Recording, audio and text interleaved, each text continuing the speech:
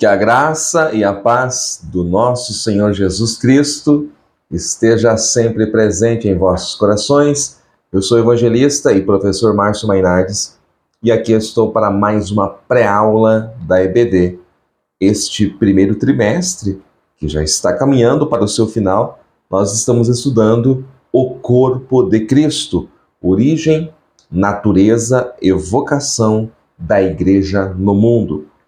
E já chegamos à lição de número 11, que vai falar a respeito do culto da Igreja Cristã. O culto da Igreja Cristã, este é o título da lição de número 11 e esta é a pré-aula. A pré-aula não substitui a aula que você terá na sua igreja, na sua congregação, na sua classe, tá? Então aqui apenas alguns pontos para auxiliar no preparo da sua aula, sendo você professor e aluno. Se você está conhecendo agora o nosso canal, seja muito bem-vindo, inscreva-se, deixe o seu comentário, deixe o seu like e, acima de tudo, ore por nós, porque necessitamos das vossas orações.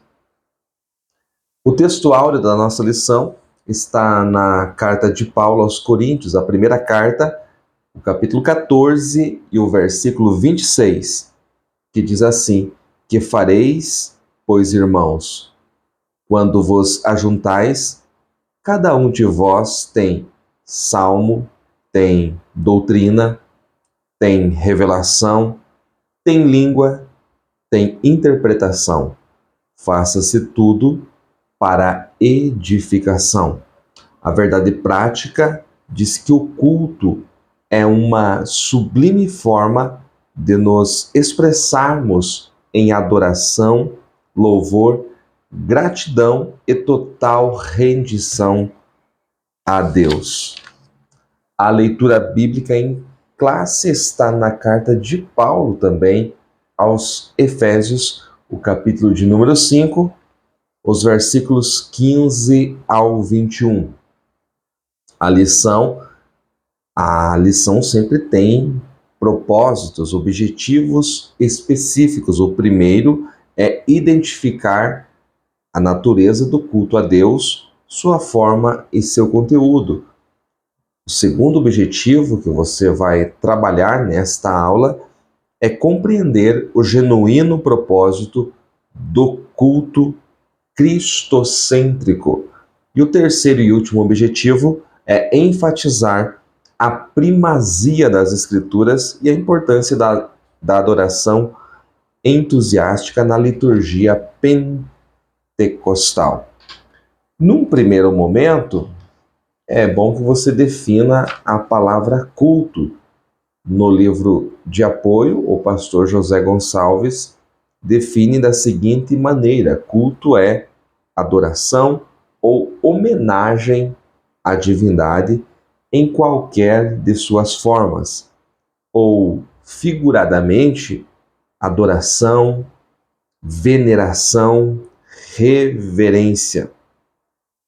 De uma forma simples, podemos dizer que o culto está relacionado com a nossa atitude, forma e maneira como expressamos a nossa adoração ao nosso Deus a quem servimos.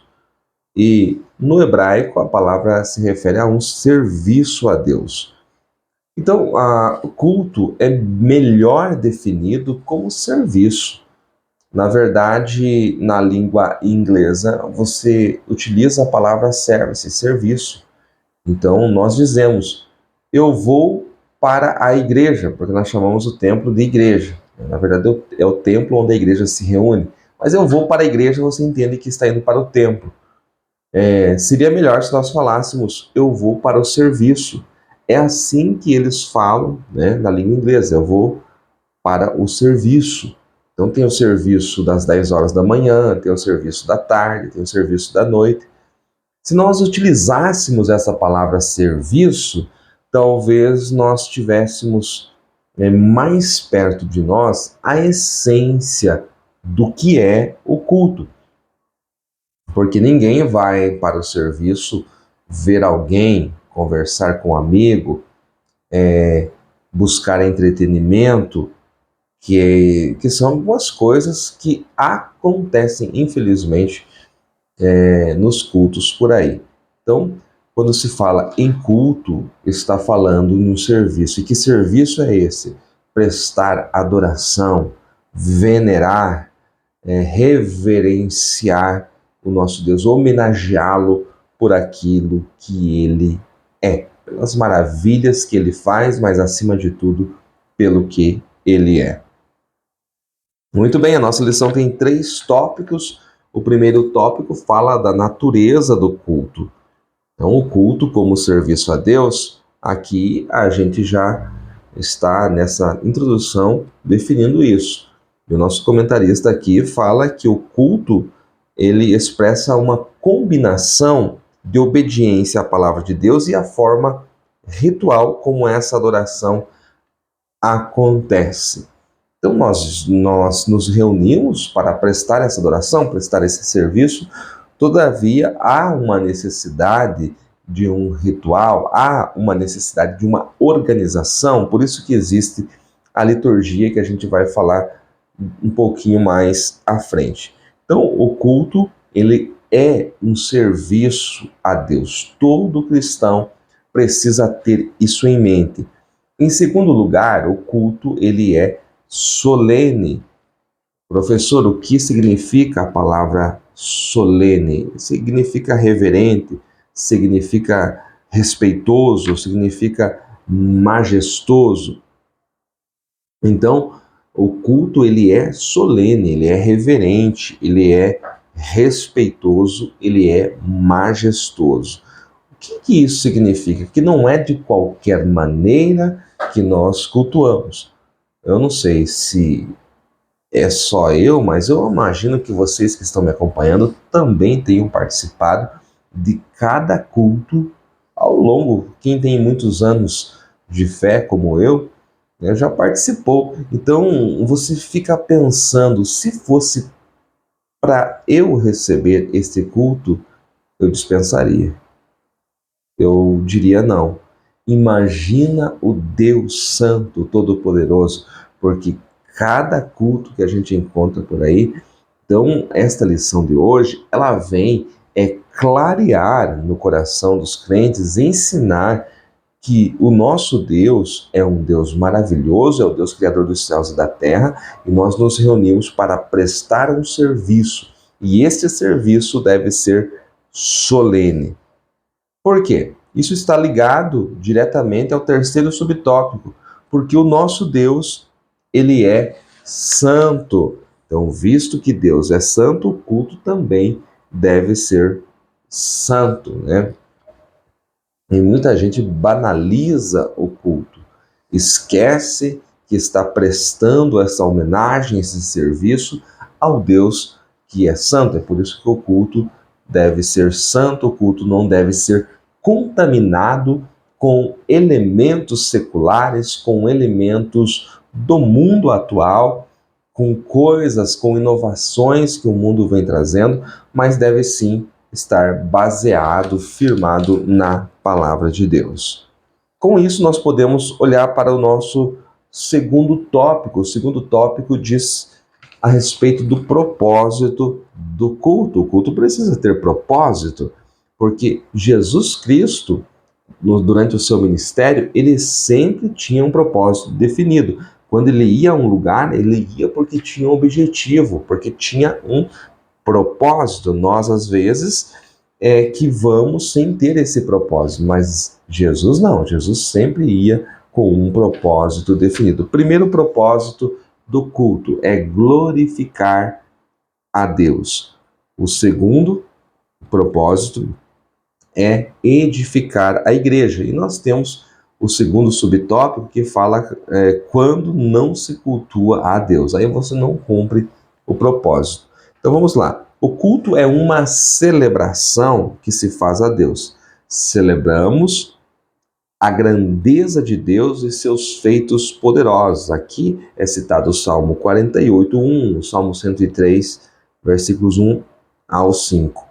O culto é sempre cristocêntrico, nunca antropocêntrico, ou seja, que ele quer dizer que o culto deve ter Cristo como o elemento principal. Sim, Cristo é o centro de todas as coisas. Se Cristo é o centro da palavra, é o centro da Bíblia, ele também é o centro da igreja. Então o culto não deve ser antropocêntrico. Professor, o que é isso? O culto não deve ser centrado no homem. Infelizmente, nós vemos muito disso em nossos dias. Culto antropocêntrico, culto em que o homem é o centro. Mas o culto bíblico deve ter Cristo como o centro. Quando não se cultua a Deus, de fato há cultos que não se cultua a Deus, né? E aqui o nosso comentarista dá o exemplo da igreja de Corinto, quando se reunia para a participação da ceia. Infelizmente, há muitas reuniões envernizadas para se parecerem com o culto, mas de fato não são. Parecem reuniões profanas, tanto na sua forma quanto na sua essência. Não buscam glorificar a Deus. Então, infelizmente, hoje a igreja, o evangelho no Brasil, ele é utilizado de várias maneiras. Há muitos falsos profetas, há muitos falsos pastores no meio religioso, que se intitulam pastores, mas que estão buscando seus próprios interesses e não buscam a glória de Deus. O culto deve ter como objetivo também edificar a igreja. E o que significa edificar? Construir a igreja. Então, à medida que nós vamos nos relacionando com Cristo, cabe à liderança, cabe aos pastores, aos líderes desta igreja, trazer uma construção bem equilibrada, edificar, construir esta igreja de forma equilibrada. Então é por isso que o culto precisa trazer, sim, edificação. Então, o culto, apesar de ele ter diferentes elementos, ele deve sim ser organizado e cumprir esses propósitos de glorificar a Deus e de trazer edificação para os fiéis. Sobre liturgia, a liturgia do culto. Muita gente tem uma aversão, e eu confesso que eu também já tive uma aversão por essa palavra liturgia, mas foi porque talvez eu estivesse no momento onde aquilo que era chamado de liturgia servia não para organizar o culto, mas para engessar. Mas a liturgia sadia, ela não engessa, ela não esfria o culto, ela serve sim para que se haja ordem e decência no culto. Então, a liturgia no culto pentecostal começa com a exposição da Bíblia. O movimento pentecostal tem firmado o seu compromisso com a autoridade da Bíblia para governar toda a crença, experiência e prática. Então, o culto precisa ter, sim, doutrina, instrução. Por quê? Porque isso vem através da palavra. Olha, se não há ministração da palavra, ou se o culto tem 2 horas, 1h45, são de hinos, de música e 15 minutos de palavra, alguma coisa está errada. Mas deve sim ter doutrina conforme o texto áureo que nós lemos, 1 Coríntios 14 e 26, nós vemos que na igreja primitiva já tinha doutrina, instrução que vem através da palavra. Então, o movimento pentecostal, ele ressalta a importância da exposição bíblica no culto. O culto também deve ter uma adoração entusiástica. Então, quando ele fala aqui de salmos, salmos eram poesias que eram acompanhadas de instrumentos, muitas delas eram melodias, tinham uma melodia, então eram acompanhadas com instrumentos de cordas, com saltério, com demais tipos de instrumentos. Então, a música, ela faz parte, sim, do culto. É muito bom você ter música no culto. Acontece que não pode ser só música. Acontece que o culto também deve ter o seu momento de oração e de ministração da palavra. Nós vemos aqui no terceiro E último subtópico, o lugar da adoração no culto pentecostal. Um grande teólogo pentecostal, William Menzies, destaca o lugar que a adoração tem entre os pentecostais. De acordo com ele, desde o começo, os pentecostais foram conhecidos no mundo todo, pelas reuniões de cultos alegres e ruidosos, ou seja, barulhentos, né? Então, a igreja pentecostal, ela não é silenciosa. Até a gente acha estranho quando a igreja está em silêncio. Por quê? Enquanto alguém está falando da palavra, contando um testemunho, os demais estão glorificando a Deus, estão abrindo os seus lábios e expressando o seu louvor, a sua adoração, dando glória a Deus e aleluia. Isso é algo muito bom. Então faz parte da liturgia pentecostal louvar a Deus em alta voz, exercitar os dons espirituais durante o culto. Então o culto precisa ter liberdade para que haja manifestação do Espírito Santo com línguas estranhas, com interpretação de línguas, com profecia, com palavra da sabedoria, com discernimento de espíritos. Tudo isso faz parte do culto neotestamentário. Meus queridos, que esses conceitos eles sejam úteis para ajudar aí na elaboração da sua aula para este domingo. Que Deus em Cristo abençoe ricamente mais e mais.